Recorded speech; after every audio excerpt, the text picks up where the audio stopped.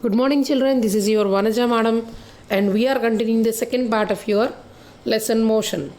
Before entering into the second part of the lesson, just once we will recapitulate the definition of the motion which we have learned in the previous one. A body is said to be in motion when its position is changing continuously with time relative to an observer. That means if a body is changing its positions from one place to another place with respect to the time, and if it is relative to the observer, then only we can call it as the motion. Now we will start a new topic today, that is distance and displacement. In this particular slide, I have taken a ball and I have thrown it from the point of A, and it went into the air and it reached the point B. See children, here from point A I have thrown the ball and it have reached the point B. Now this is called as the distance travelled by the ball when it is travelling in the air. And if you draw a line from A to B, that is said to be the shortest distance where the ball have travelled. That's why this is said to be the shortest distance, and that one we can represent with an arrow. But we can't represent this one with an arrow because it is the distance. And ASB is the distance travelled by an object in a particular time interval is said to be always the distance, and the shortest distance covered by an object in a specified direction. Here you will be able to specify the direction from here to here, but here you can't specify the direction because continuously it is getting changed. This I have predicted. I may think like this also it might have went, and like this also it might have went, but it is a total distance, how much of distance it is getting travelled is said to be the distance, and the shortest distance is said to be the displacement. Yes, this is one more slide where I am showing you the displacement as a vector. I have drawn a line there like this. Here if you see, I have drawn a straight line with an arrow. A straight line with an arrow, and the point A here, the point A is called as a tail and the point B is called as a head. A point A is called as a tail and the point B is called as a head. Here a vector can be represented as a directed line segment. This is a vector, and this is in your maths you might have learned, no, this is a line segment having one point and one more end. We will be representing it with an arrow. Here in your previous classes you might have learned about scalars and vectors, isn't it children? Once I want to recapitulate that thing. Scalars are the physical quantities, both are the physical quantities. Here vectors are also called as a physical quantities, but for scalars only magnitude will be there, it don't have any direction. But as a vector it will be having both magnitude and direction. A simple examples I want to notify you now. If I ask you what is the time now children, then you can say it's 9:30 or 10:30 madam. If I ask you in which direction the time is, can you answer anything there? No, we can't answer, you don't have any direction. And in the same way, if I ask you what is your weight, you may say it is a 20 kg or 30 kg, but you can't mention the direction there. It's called as a magnitude. Magnitude means a figure or a numerical value, that is said to be magnitude. These scalar quantities are the quantities which will be having only magnitude, like our weight, time. They don't need any direction. But if I ask you in which direction your house is there, then surely you will tell from school it is 2 kilometers of distance in west direction or north direction. Like this you will mention the direction, isn't it or not children? If you go for the Adroad circle and from there you have to travel to Hyderabad, if I have asked you where you are traveling, means surely you will mention I am going to Hyderabad, which is at some 250 kilometers of distance, and in this particular direction also we will tell, because if you go in one more direction you will go for the Vijayawada. Here vectors are the quantities which will be having both magnitude and direction. Did you understand now children? Like displacement, acceleration, velocity, force, impulse, moment, all these will come under vectors, because along with the value you will be able to mention the direction also. Okay, but For a scalar, you don't have like time, temperature, mass, length, area, isn't it? Did you understand now, as I have told you previous examples? Yes. Now we have understood the difference between a scalar and a vector. Here now I can say the displacement is a vector, but whereas this direction in the previous one, yes, this is a scalar. That means this is called as a distance. I have told you this is called as a scalar, because only if I ask you what is the distance it have been traveled from A as B, then 5 kilometers or some 6 kilometers only you will be able to tell, but you can't mention the direction there. But if I ask you about this AB, surely you will be able to say the along with the magnitude direction also you will be able to tell. That's why displacement is always a vector, whereas distance is a scalar quantity. Now let us have the definitions.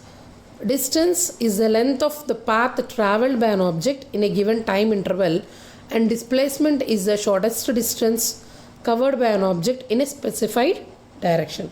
That is the thing which we have learnt in the previous slide. Now we will go for the units, because each and every physical quantities will be having units, isn't it? The SI units of distance or displacement is meters. Because both in generally, Nana, if we are talking, sometimes we will mingle up these two. Like how much of distance it is means some 2 kilometers in this particular direction. Also sometimes we will tell, because the distance is same, the units, but only the direction will be there for the displacement. That's why the units of this distance and displacement is also same, that is meters, and it is denoted by m. As you all have known in the previous classes, 1 kilometer is always equal to 1000 meters, and 1 meter is always equal to 100 centimeters. These are all the things which you will be learning. Now I want you to draw the displacement vectors for two situations. Here I have given two situations. A person is standing at A and he have travelled a path like this, and he have went up to here. Okay, can I draw the displacement vector for this? Here it is also as a vector divisions only it have given, but the shortest distance is called as a displacement we will be telling.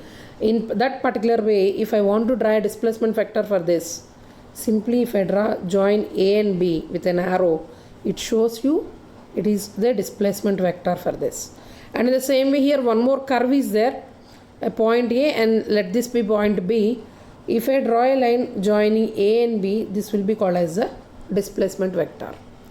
Did you understand, children? If like that, if any pictures have been given for you to draw the displacement vectors, simply by joining the 2 points first and second, you can form the vectors here. And in the same way, this is a displacement vector. Did you understand, children? Yes. We will go for the next topic, average speed and average velocity. When you will be calling it as a speed. For the distance covered by an object, we will be using a word called as a speed.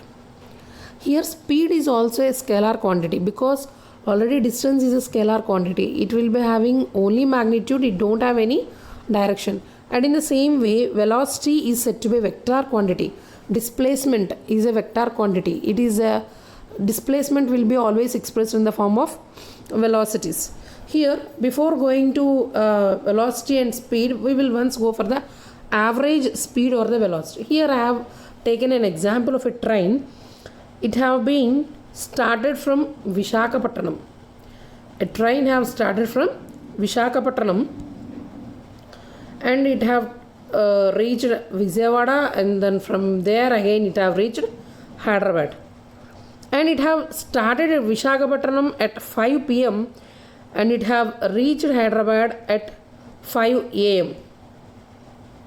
From Visakhapatnam to Hyderabad, it have taken 12 hours of time. The train have started at Visakhapatnam at 5 p.m. and it have travelled to Hyderabad at 5 a.m. It have taken 12 hours of time, and the total distance it have been travelled, because here can't have any vectors here. All are curves. Like this, if the body is traveling the distance, it is said to be the total traveling path is said to be the distance. Here, this is all the distance it have covered right from Visakhapatnam to Hyderabad. If I say it have taken some 720 kilometers of distance from Visakhapatnam to Hyderabad, then if I ask you with how much of speed it is traveling, then surely you will be saying 720 kilometers by 12 hours, it is equal to some 60 kilometers per hour. That is the average speed it have been traveled. Then if I ask you one question, is the train is traveling with a 60 kilometers per hour in each and every hour? Is it traveling 60 kilometers? No. Why? Because when it have started here, it might have started with an zero speed. Slowly it might have taken it, and somewhere here stops will be there, stations will be there. When it is reaching to the station, its speed will decrease, and again once it is getting started, again it will increase. That's why this 60 kilometers per hour is the average speed of this particular train when it is traveling right from Visakhapatnam to Hyderabad. Here, average we will be calling it by taking entire distance it have been traveled by the time taken for it to travel. Did you understand, children? Again I am repeating. Speed is the distance by time. For taking the average speed, here I have taken an example of a train which have travelled from Visakhapatnam to Hyderabad.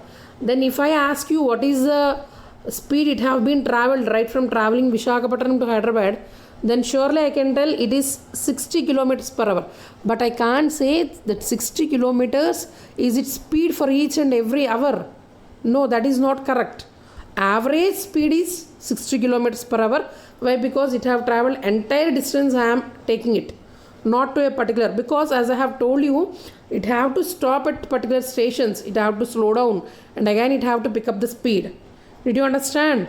Always we can measure the average speed of a particular object is the total distance it have been travelled by time taken to travel it. Okay, like this we can represent as average speed is equal to total distance by time taken, and in the same way average velocity also will be equal to total displacement, or how much of total displacement I did not write, as it is a displacement also we can tell by total time taken. Like this if you do, then you can get the values of the average speed and average velocity. Yes, now we will go for your next topic, speed and velocity. As I have told you, speed is a scalar and it is the distance travelled by an object in a particular time interval. And velocity is a vector quantity where it will be having both magnitude and direction, and it is a displacement, not the distance, travelled by an object in a particular time interval. Did you, if I want to ask you one question, children, can you find the speed of a car at a particular instant of time? You will be traveling in your vehicles along with your father and mother. Surely, if you want to see the speed of the particular vehicle where you are traveling at a particular instant, means at that particular point, then surely you will look into the speedometer. Is it or not? Now I have given you a picture. This is called as a speedometer, which will be there in the vehicles, and in some of the vehicles it will be there like this also. Is it or not? Yes. And depending upon the moment of needle on this 20, 40, 60, 80, 100 and all, you will tell us this is speed which we are traveling with. Sometimes 40, 60, 80, 100 like this. And sometimes you will be noticing it while you are traveling also. Isn't it? And if you will be able to tell the speed at that particular instant, it is called as instantaneous speed. That means here the speed at any instant is called as instantaneous speed. Instantaneous speed. This is called as a speedometer, children, here.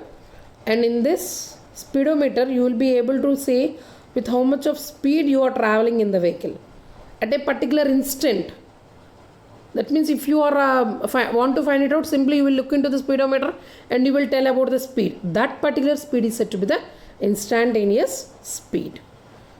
Yes, with today I will close the class, And from tomorrow, with the next class, we will go for the velocity also, and in the speed also, average speed also we will be finding out. Now I thank you all for you children, and now your work is you read your textbook. Hardly we have finished one small 2 topics only we have finished. Those 2 topics you read from your textbook, and assignment will be given after this video. Thank you.